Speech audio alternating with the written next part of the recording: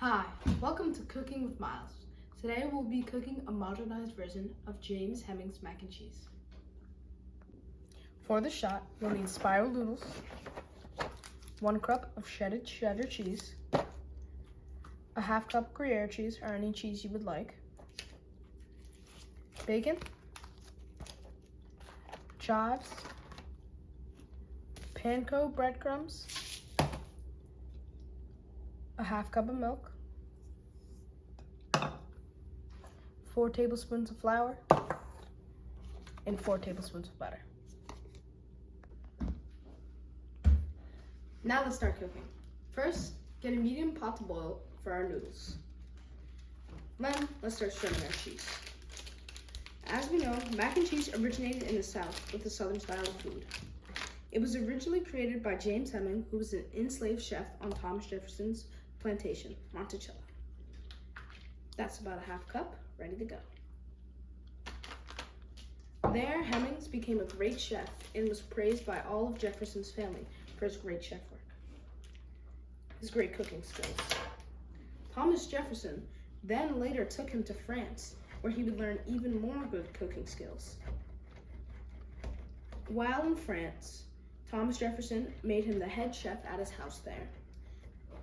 James later went back to Virginia and continued to work on Thomas Jefferson's plantation until he eventually left and went to work in other kitchens and still becoming a great chef. Let's finish grating up this Gruyere now.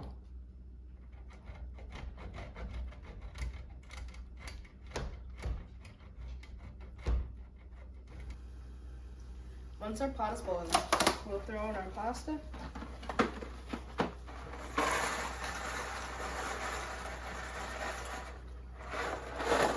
Until your taste. And once you finish chopping your bacon, we'll throw it in the pan for our breadcrumb coating.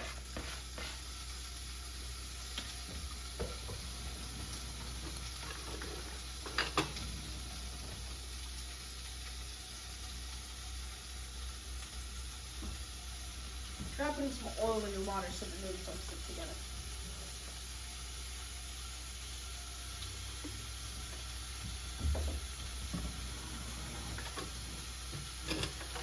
We want our bacon to be a little crispy, so that when our breadcrumb coating, you can chop it up. And it's not bits, it's more, you get little nuggets of it.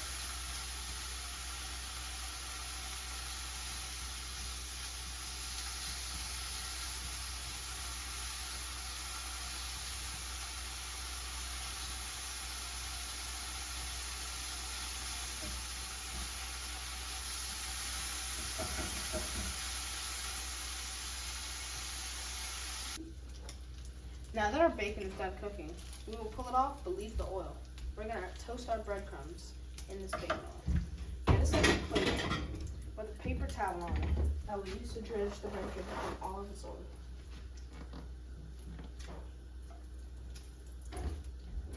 Turn the pan's heat low so we don't burn the breadcrumbs. And let the bacon cool. And then we're going to give it a nice rough chop to be mixed with the breadcrumbs.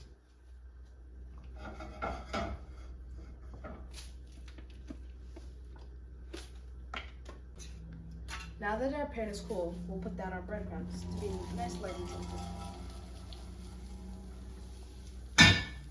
You can put as much as you like.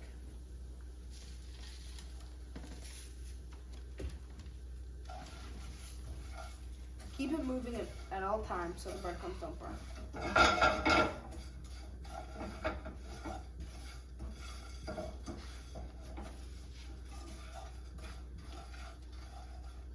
And always make sure you keep an eye on your boiling macaroni and cheese. Give it a stir from time to time.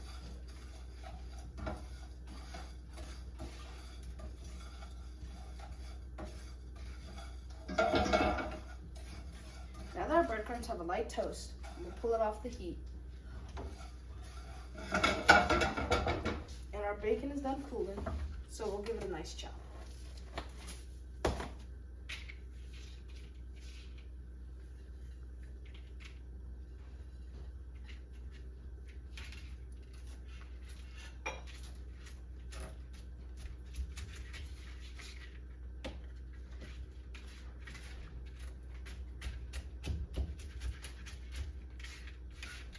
Once you give it a nice chop, mix it in with your breadcrumbs and any spices you would like.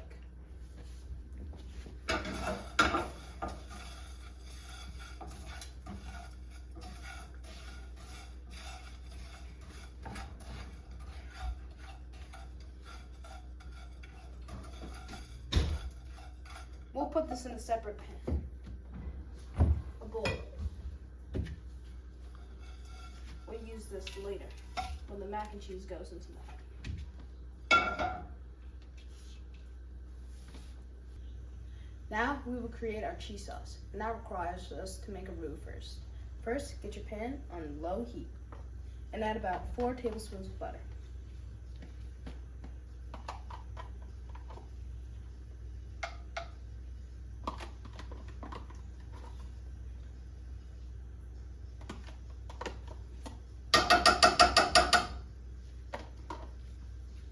Then we will slowly add in our 4 tablespoons of flour and mix constantly.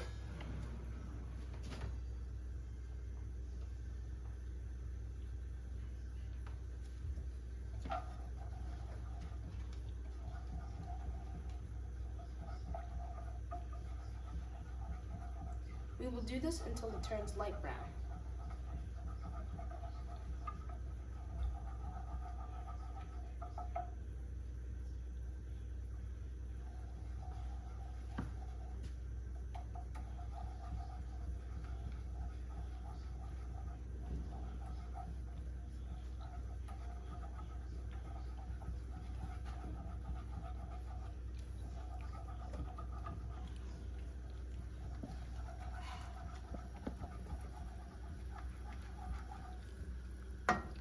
A little bit of flour at a time goes a long way.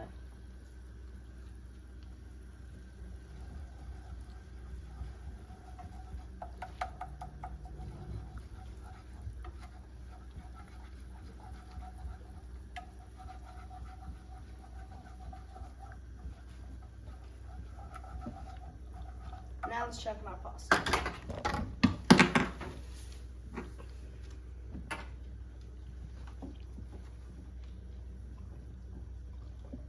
Almost done. Now let's incorporate the rest of our flour and stir constantly. Let's put a little bit more butter.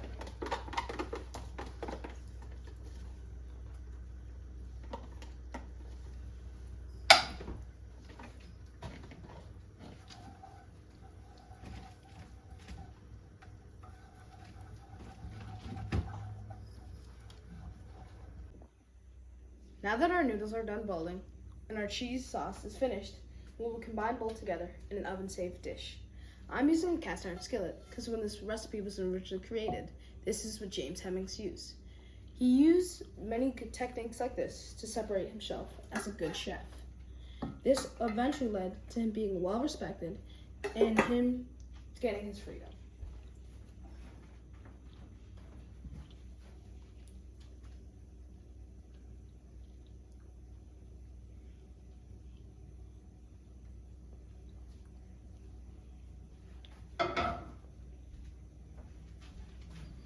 Now we will slowly stir in our noodles and cheese sauce, and when finished, we'll put on our breadcrumb coating.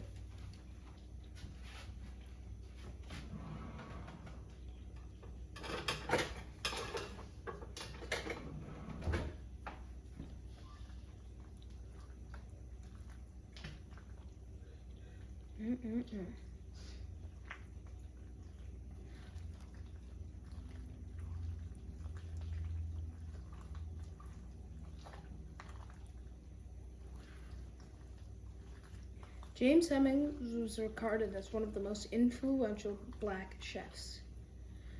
There are many types of mac and cheese out there, but they all stem from his original version. Now let's finish with our breadcrumb coating, and it will go in here for about 30 to 25 minutes.